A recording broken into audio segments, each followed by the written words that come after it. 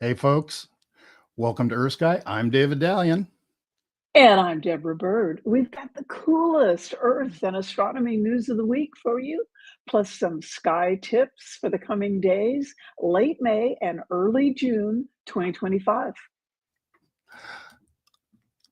Okay, we're starting out with a literal beauty here. The National Solar Observatory is bending telescope mirrors on Earth, and it's compensating for the atmospheric distortion. Results are fantastic. We're looking at the clearest images of the sun's skin ever taken from Earth. This shows a solar prominence. It's a bit of sun stuff that the sun makes, and it's trapped in a magnetic field. And below it, all over the sun's entire surface, are small jets. Those are spicules. And those streaks off on the right, those are that's the coronal rain. It is falling sun stuff.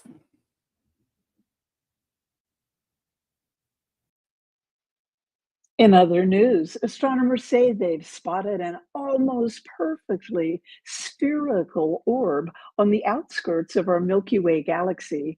They've named it Telios, an ancient Greek word meaning perfection. We know this object, if you can call it an object, is larger than our solar system, so maybe it's more like a place, but astronomers can't tell what it is, or exactly how big it is, or how far away it is, or how it came to be so round. But here's what they think. They think that Telios might be a supernova remnant. That's what's left after a star explodes.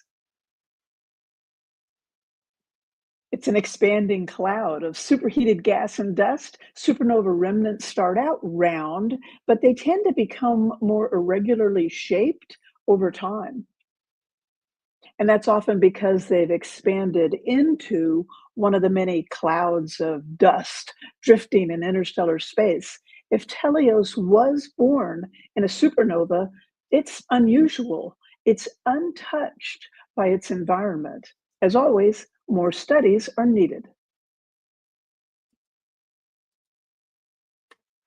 Birch Glacier in the Swiss Alps collapsed on Wednesday, May 28th, almost completely destroying the small village of Blatten. About 90% of the village's buildings were crushed under a hail of ice, mud, and rock. The flow of the Lanza River was also blocked by the mountain of rubble, 2 kilometers long and up to 200 meters wide. Authorities said no one was injured. The entire village of 300 people was evacuated in the days before, after part of the mountain behind Birch Glacier began crumbling. One person, a 64-year-old man who did not evacuate, is missing. Late yesterday, the search for him was suspended. Residents of the village continue absorbing the scale of the ongoing devastation. The newly formed lake is rising. If it breaches, local authorities said it could create further debris flows. Scientists who studied the glacier's collapse suspect climate change played a role. Okay, now here's something you can look for in the sky this weekend. On the evening of May 28th, if you look westward, you'll see the waxing moon has moved up past 2 bright stars. That's Castor and Pollux in Gemini the Twins. And by Saturday night, May 29th, the moon will be near Mars. Oh, wait, Saturday night, wrong date. Saturday night, May 31st, the moon will be near Mars. And we know the moon never stops moving in orbit around Earth. So by Sunday night, June 1st, you'll see the moon has moved past Mars and it'll be getting close to the bright star Regulus, heart of the lion in the constellation Leo. Notice Mars and notice Regulus. And if you do that, you can watch for these two, this planet and this star, between now and mid-June. At their closest, around June 16th, they'll be less than a degree apart. That's less than the width of your finger held at arm's length. So that'll be two bright objects, a blue-white star, Regulus, and the red planet Mars, super close together in the sky in mid-June. And they'll be super fun to see.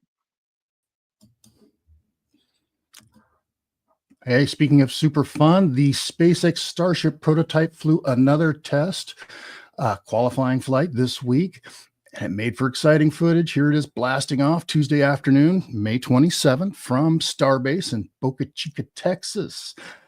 Despite the majestic Starship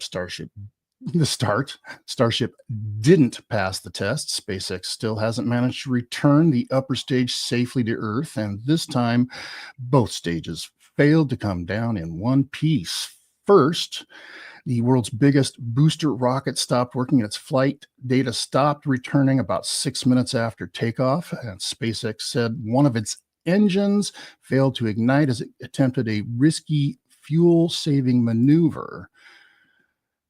The upper stage came apart about 40 minutes later. It was supposed to drop off a load of simulated Starlink satellites, but the cargo door wouldn't open.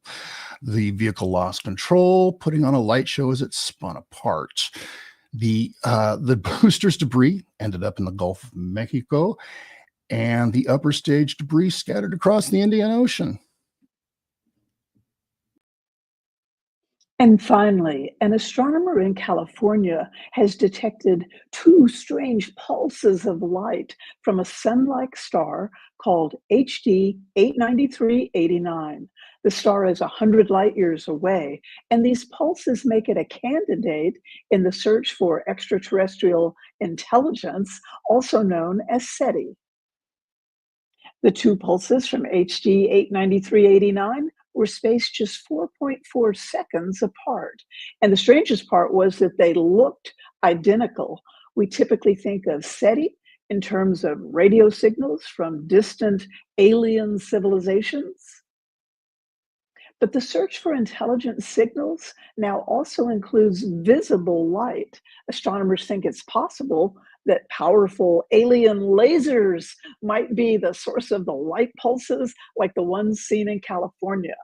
The study of the two identical light pulses has ruled out interference from something in Earth's atmosphere, and researchers are still considering a natural cause, like an object passing between us and the star.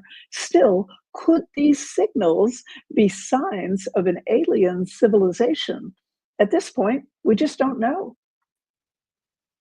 For today, that's our show. And there's a lot more to say about planets in the month of June. We're already seeing some memes flying around that are spreading astronomy misinformation. So come on back here on Monday, June 2nd, and I'll be back here live to answer your questions and tell you the real story about June planets. Hey, folks, thank you for joining us. I am Dave Adalian. This is EarthSky. We are here every weekday at 17:15 Universal Time. That's right now. Hit the like button, hit the subscribe button, because you don't want to miss what we have got for you. One Earth, one sky, EarthSky. We'll see you next time.